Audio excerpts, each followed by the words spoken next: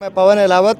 अब कुछ किसान यहाँ बैठे थे और मुझे भी लगा कि कुछ किसानों से बात करनी चाहिए किसी भी मुद्दे पर, जैसे जो ये चाहते हैं, जो इनकी समस्याएं हैं, क्यों बैठे हैं यहाँ पे, सरकार ने बजट में क्या किया, रोड क्यों रोका हुआ है, और सरकार आम आदमी का बहाना आम आदमी का और अपने कार्यकर्ताओं को इन भीड़ों में शामिल करके और उपद्रव मचवाना चाहती है। तो उस विषय पे मैं जानना चाहूँगा इन किसानों से। सर नमस्कार। नमस्कार। शुभ नाम सर? धर्मेंद्र सर।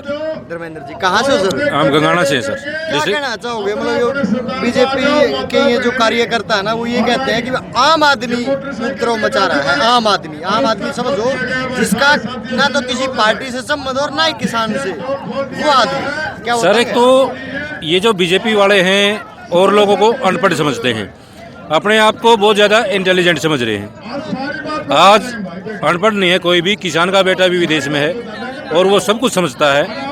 हमें सारे कानूनों का पता है, हमारे लिए क्या गलत है और क्या सही है, फिर भी हमें ये गलत साबित करने पर तुली हुई है सरकार। हम अपने हक के लिए हक मांग रहे हैं अपना, और हम हक अपना लेके रहेंगे। एमएसपी पे कानून, तीनों कानून वापिस, और हमारे जो किसान भाइयों पर मुकदमे दर्ज हैं वो वापिस होने चाहिए। और आज का हमारा ये टोल टैक्स का बंद करने का क्या मकसद रहा है, हमारी नेट सेवाएं बंद कर दी गई हैं। हमारे बच्चे भी प्रभावित हुए हैं उससे, बच्चे पढ़ रहे हैं, उनकी कोई पढ़ाई नहीं हो रही। हम इससे बहुत ज़्यादा दुखी हैं।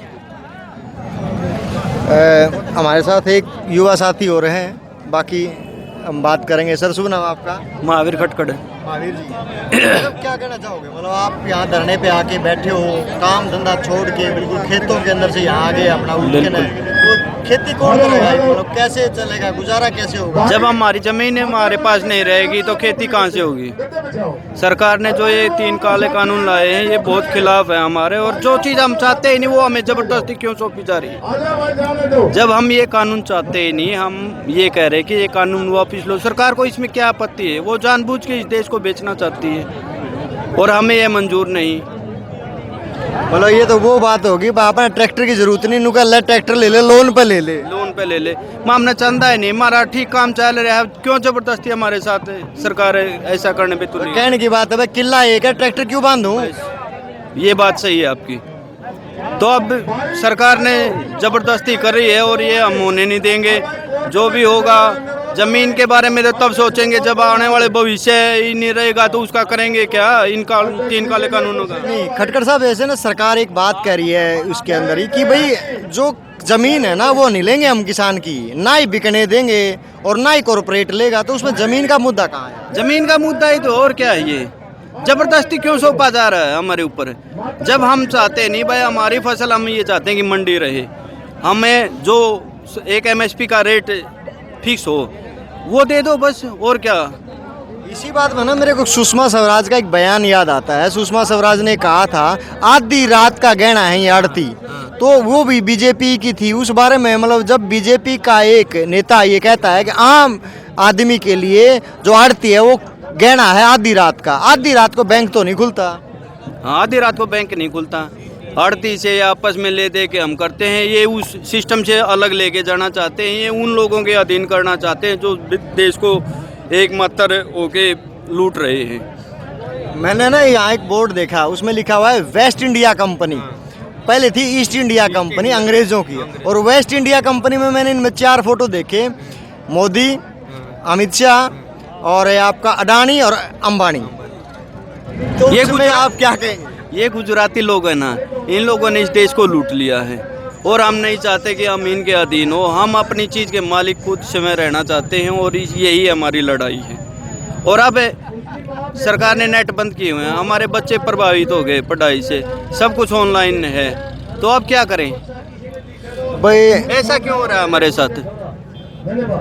समस्या क्या है कि जो नेट बंद करने वाली है ना, जहाँ तक ये बात है, सरकार ये कहती है कि नेट बंद करने से आप अपनी बातें एक दूसरे से शेयर नहीं कर पाओगे, बूमर नहीं फैलेगा, मतलब अफवाहें नहीं फैलेंगी। अफवाहें कहाँ फैल रही है? ये तो रियलिटी है। ये किसान की आवाज़ को दबाने के लिए हो रहा है सब कुछ। सारे रोड पाड़े जा रहे हैं। ऐसा क्या दिल्ली में हम आ जा नहीं सकते? वहाँ इतने बड़े बड़े पुल लगा दिए, कील लगा दी। ऐसा तो अंग्रेजों ने भी नहीं की, जुल्म नहीं किया हमारे साथ जो इस सरकार ने किया है। जो ये वेस्ट इंडिया कंपनी। हाँ, ये वेस्ट इंडिया कंपनी, इसने जो जुल्म किया है ना वो किसी ने भी नहीं किया। इनसे अच्छे तो अंग्रेज थे। भाई खटकर साहब तो ये कह रहे हैं बोले भाई इस वेस्ट इंडिया कंपनी से तो बढ़िया ईस्ट इंडिया कंपनी थी। कहने की बात है कि इन गुजरातियों से बढ़िया तो अंग्रेज ही थे। हमारे साथ और भाई जुड़े हुए हैं। सर सुना आपका? सतीश चहल। सतीश चहल चल सब क्या कहना चाहोगे? मैं तो गणा नेतागिरी लीडरी लाडरी का तो मैंने बेरा नहीं, 100 का जोड़ है। प्रधानमंत्री जो अपने मुंह से कोई शब्द बोलता है ना उसका कोई मतबल होता है। और ये प्रधानमंत्री कहता देश बिकने नहीं देंगे, झुकने नहीं देंगे। बेच तो के दिया, आप देख लो, बताने की जरूरत नहीं है। बाकी झुकने का ये है, ये भी किसान कौम से इसका हाथ लग गया। ये नहीं है कि चौटाला परिवार था, लालू परिवार था या मुलायम परिवार था, उनको कुछ कह के कूड़ में लगा दिया या कांग्रेस को भ्रष्टाचारी बता के। किसान कौम से इसका हाथ है। ये मोदी झुकेगा और ये किसान जीतेगा। बस हमारी तो आखिरी यही बात है। तो आप कहना चाह रहे हो कि भाई ये जो वो टाइम था ना, मतलब झुकेगा नहीं और मतलब सारी चीजों में तो मोदी अब झुकेगा, आप मानते हो? बिल्कुल, सरकार झुकेगी और किसान जीतेगा और नहीं तो यहीं मरेगा। बस इससे ऊपर कुछ नहीं है। मतलब तानाशाही सरकार जो अब झुकने जो मतलब उसको अपने कानून वापस लेने ही कुछ सिद्धांत थे लेकिन इन्होंने तो पूरी गरिमाएं पार कर दी। कहीं पटेल नॉन पटेल, कहीं जाट नॉन जाट, कहीं मुसलमान हिंदू की बात करते हैं, कभी मराठा नॉन मराठा की बात करते हैं। सभी अभी भी बंगाल में क्या किया हुआ इन्होंने, 20 बीजेपी के बदमाश भेजते हैं, रैली में जूत बजवाते हैं, हिंदू मुसलमान कर देते हैं। यही काम इन्होंने यहाँ किया था, यही बदरपुर बॉर्डर पे किया, यही वहाँ गाजीपुर बॉर्डर पे किया, अपने बदमाशों को भेजना। टिकरी बॉर्डर पे पूछिए आप, 2-2 ट्रक पत्थर के आ जाते हैं कि सरदारों को मारने के लिए, आंदोलनकारियों को मारने के लिए। कहाँ से आए? वही प्रशासन है, वही पुलिस है। और फिर खुलासा भी होता है, एक पार्षद है, उसका घरवाला है, वो उसकी वाइफ है। और वहाँ गाजीपुर बॉर्डर पे एक शर्मा जी कोई विधायक थे, एक वो गुज्जर जी थे, दोनों का खुलासा होता है। शराम उनके गुंडे। और इसीलिए राकेश टिकैत जो ने एक इमोशनल कॉल की थी, भाई सरकार हमारे को मारे कोई दिक्कत नहीं, हम सरकार के साथ लड़ रहे हैं, लेकिन एक बदतमीज आदमियों से पिटवाने का काम और उन बुजुर्गों की पगड़ी उछाड़ने का काम। मैं तो ये कहता हूँ, यदि कोई असली किसान है और थोड़ा सा भी किसी में किसान का खून है तो बीजेपी की तरफ लखा बना भी नहीं चाहिए। बस मैं तो आखिरी संदेश मेरा यही है।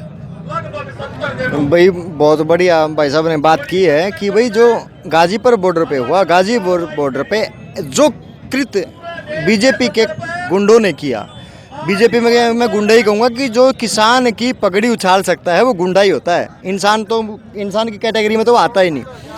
बीजेपी के गुंडों ने जो किया गाजीपुर बॉर्डर पे, उसका अंदाज़ा राकेश टिकैत जी को हो गया था, जिस वजह से वो दुखी हुए, इमोशनल हुए और उनके आंसू झलक आए। भाई हमारे साथ हैं, सर शुभ नाम आपका? नरेंद्र दलाल। नरेंद्र जी, नरेंद्र जी क्या करते हैं आप? मैं तो जी खेती भी करता हूँ। एमपी में भी खेती की ज़मीन है, मेरे अपने गांव में भी खेती की ज़मीन है। यहाँ एक होटल चला रहा हूँ, यानी बिजनेस भी कर रहा हूँ और अपनी खेती भी कर रहा हूँ। अच्छा सर, आप खेती करते हैं, मेन व्यवसाय आपका खेती है, मैं काम खेती है, ठीक है। तो आपको ये भी पता होगा कि खेती के नफ़े नुकसान क्या हैं? ऐसा है, खेती के नफ़े नुकसान का तो यहाँ जितने किसान बैठे हैं सभी को पता है। मैं खेती के साथ साथ दूसरा काम भी करता हूँ, लेकिन खेती के भी नफ़े नुकसान का पता है। खेती में आज के दिन तक कभी किसी सरकार ने किसान को उसकी फसल का रेट नहीं दिया। जो कुछ सीमित सा हमारे देश का, जो अभी तक आप भी देखते आए होंगे, 6% क्रॉप सिर्फ खरीदी जाती है सरकारी रेट पे, जो मिनिमम एमएसपी पे, जिसकी किसान डिमांड कर रहे हैं।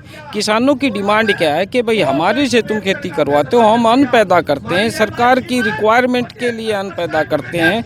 क्योंकि हरित क्रांति ज्वाइंट पंजाब से आई थी, जब हमारे को खाने का गेहूं बाहर से लेना पड़ता था तो यहाँ पैदा करो, तब सरकार का आह्वान था। सरकार तो आती जाती बदलती रहती है, पार्टियों की अलग अलग होती हैं। तो हरित क्रांति ज्वाइंट पंजाब से आई थी और उसी टाइम से ये जितना परसेंटेज में जितनी फालतू प्रोडक्शन की कहते हैं किसान करता है, लेकिन किसान की वो फालतू की हुई प्रोडक्शन सरकार को खरीदनी भी तो चाहिए।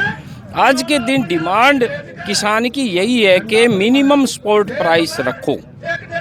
लेकिन आपने एक आयोग बैठाया था कई सालों पहले, और उस स्वामीनाथन आयोग की जो रिपोर्ट थी, उस रिपोर्ट के अनुसार हमारी मिनिमम सपोर्ट प्राइस रखी जाए, वही सरकार नहीं दे रही। वो अपने हक की लड़ाई ही तो किसान लड़ने लग रहे हैं। एमएसपी का झगड़ा है। एमएसपी का झगड़ा है जी, और एमएसपी के साथ झगड़ा और भी है। तीनों कानूनों में क्या क्या कहा, जरूरत की चीज़ों के सामान, जरूरी सामान की सूची से अनाज को निकाल दिया है। आदमी को जिंदा रहने के लिए सबसे पहले चाहिए अनाज, पेट भरना, पेट के लिए आदमी काम करता है, वो जरूरी सामान की सूची से निकाल दिया है, तो फिर रह गया क्या? इसका मतलब जरूरी सूची से निकल गया। और यहाँ पर ये मान के चलो कि भाई कॉन्ट्रैक्ट फार्मिंग, जो कॉन्ट्रैक्ट फार्मिंग आएगी तो कॉन्ट्रैक्ट फार्मिंग में क्या होगा कि बड़े बड़े व्यापारी आएंगे, बड़े बड़े व्यापारी आएंगे तो छोटे छोटे किसानों को, जैसे अंग्रेज पहले आए थे, उन्होंने शुरुआत तो यही व्यापार से की थी। कॉन्ट्रैक्ट फार्मिंग में क्या है, मेरी ज़मीन में मेरे को पता है मेरी ज़मीन में क्या चीज़ पैदा होती है, क्या चीज़ नहीं हो सकती। वो कॉन्ट्रैक्ट फार्मिंग वाले मेरे को ये कहेंगे ये चीज़ें पैदा करो। जब वो खाद नहीं मांग रही, स्प्रे नहीं मांग रहा, तब कहेगा तुम्हें करना पड़ेगा। तब मेरी ऊपर वाले की बदौलत अगर मेरी फसल खराब होगी, क्योंकि खुली छत के नीचे है, बेमौसमी बारिश आ गई, ओले पड़ गए या और हो गए, मेरी प्रोडक्शन नहीं हो पाई, तो कहेंगे इतना अनाज दो, कहाँ से दूंगा? हाँ, तब तो वो मेरे ऊपर क्लेम करेंगे। लेकिन जब वो मेरा नहीं उठाएंगे तो मैं क्लेम भी नहीं कर सकता। हाँ, इस चीज़ के ऊपर तो मेरे सामने भी एक केस आया था कि भाई एक किसान जिन्हें कॉन्ट्रैक्ट फार्मिंग करी थी एमपी के अंदर, वहाँ पर ऑलरेडी मतलब कॉन्ट्रैक्ट फार्मिंग का मतलब अभी है, वर्किंग करता है, उसने आलू देना था, आलू नहीं दे पाया, 4 करोड़ रुपए का केस है उसके ऊपर। बिल्कुल है जी। और वो 4 करोड़ रुपया जो नहीं चुकाएगा और बेचारा वो केस ही नहीं लड़ सकता, उसका इतना ब्योती नहीं, वो हार गया उस केस में।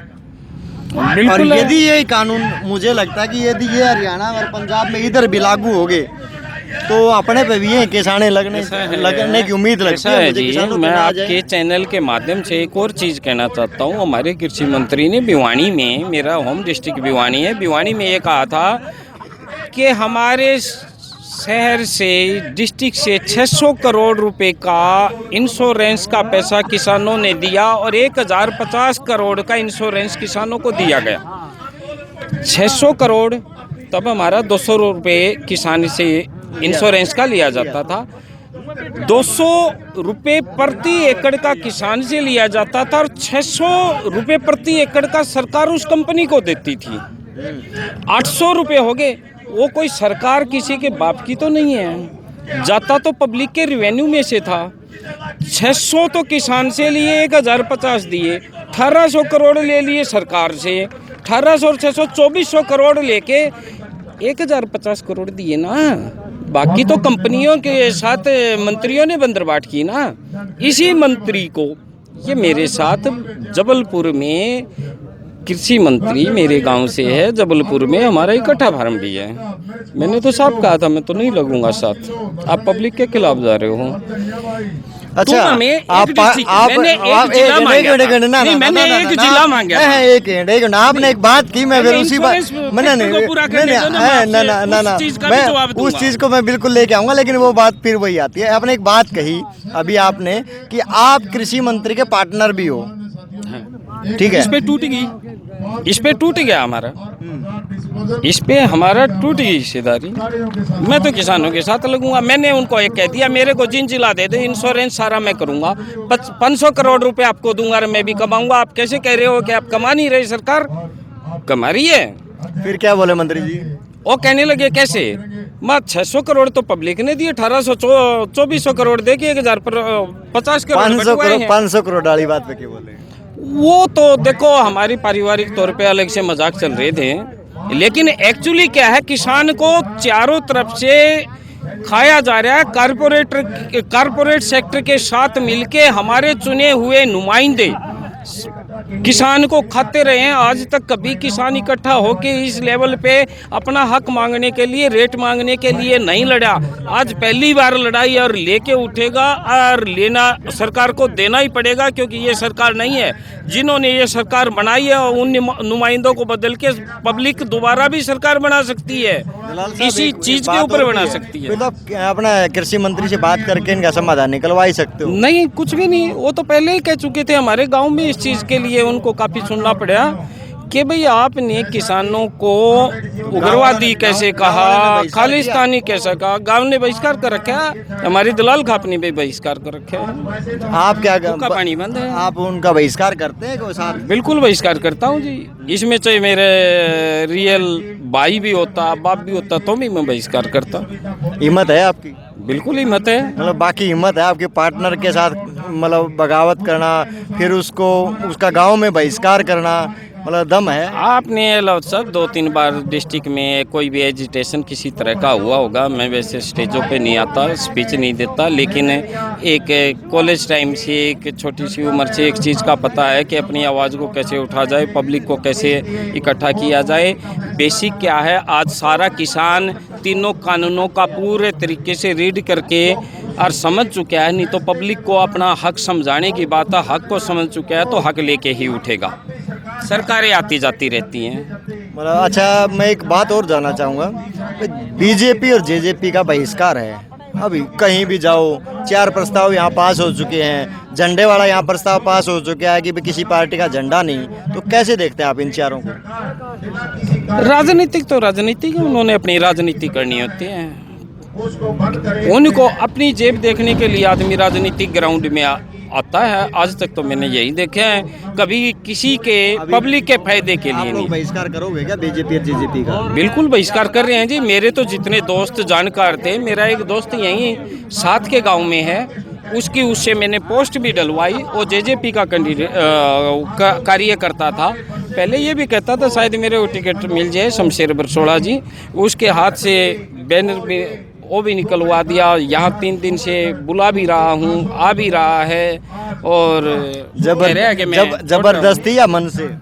ये तो देखो अगला जाने। मैं मेरे सामने तो यही कर सकता हूँ कि भाई ये आदमी किसानों के खिलाफ हैं, ये आदमी कभी किसी के लिए कुछ नहीं कर सकते। सर आप ना इतनी जानकारी रखते हैं राजनीति की, तो मैं एक राजनीति की जानकारी में एक बात और जानना चाहता हूँ। ये अभय चौटाला ने अपने त्याग पत्र दे दिया, तो आप क्या मानते हो कि उन्होंने राजनीति की है या फिर सही में किसानों के साथ? ऐसा है जी, ये तो अंदर खाते तो अभय चौटाला जी जानते हैं, और इस चीज़ का हम भी स्वागत करते हैं। किसानों की जगह पे बैठे, किसानों के फेवर में एक आदमी ने अपनी विधानसभा की सीट छोड़ी है और उन्हें तो नहीं छोड़ी, तो इस चीज़ में उसका स्वागत करते हैं। आगे अगर वो इसको राजनीतिक मुद्दा बनाएंगे तो ये किसान सभी ये भी जानते हैं, और राजनीतिक मुद्दा नहीं बनाएंगे और सही में किसानों के साथ होंगे तो उनको इसका बेनिफिट भी मिलेगा, क्योंकि उन्होंने कुछ तो त्याग किया है, चाहे राजनीति के चलते हुआ हो, चाहे सही में जन सेवा के लिए हुआ हो, उन्होंने त्याग तो किया है। धन्यवाद दलाल साहब।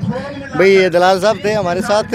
ये कृषि मंत्री के पार्टनर भी हैं, गांव से भी हैं, उधर गांव में भी उनका बहिष्कार हुआ है कृषि मंत्री का। अभय जी के बारे में भी इन्होंने कुछ खुलासे किए हैं। तो भाई पूरी वीडियो को देख के मेरे भाई आप लोग इस चैनल को लाइक और सब्सक्राइब करें और भाई का हौसला बढ़ाएं। धन्यवाद। मैं पवन अहलावत, सिटीजन।